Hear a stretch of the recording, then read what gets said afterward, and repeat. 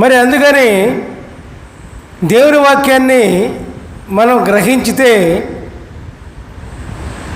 అప్పుడు దేవుని వాక్యం వల్ల అనేకమైన మేళ్ళు మనకు కలుగుతాయి. దేవుని వాక్యం కదండి, మనుషులది కాదుగా. నీ మాట, నా మాట, ఇంకోళ్ళ మాట, అటువంటి వాళ్ళ మాట, ఎట్లాంటి వాళ్ళ మాట కాదు.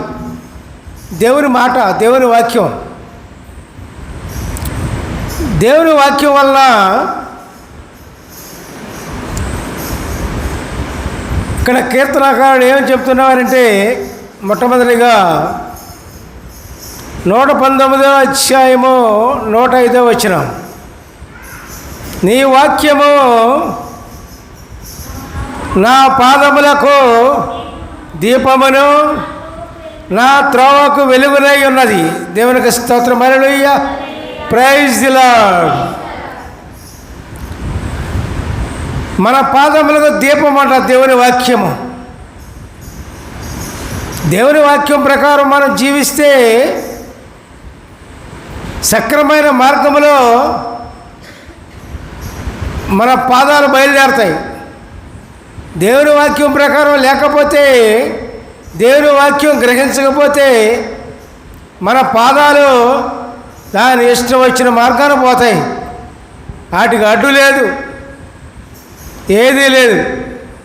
అందుకని నీ వాక్యము నా పాదములకు దీపమునై ఉన్నది అన్నారు. తరువాత నా త్రోవకు వెలుగై ఉన్నది. మనం నడిచే మార్గంలో వెలుగు జీవితం, మనకు వెలుగు జీవితం, వెలుగుమయమైన జీవితం కావాలంటే ఏం కావాలి? ఏం కావాలి?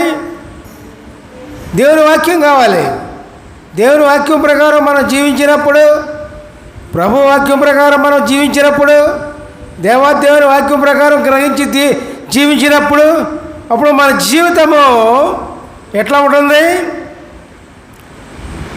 మన బాటలన్నీ కూడా, మన త్రోవలన్నీ కూడా వెలుగుమయంగా మార్చబడతాయి. దేవునికి స్తోత్రం. హల్లెలూయా, ప్రైజ్ ది లార్డ్. ఎక్కడ చీకటి ఉండదు,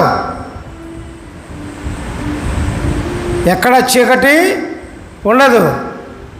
దేవుని వాక్యం వెలుగు.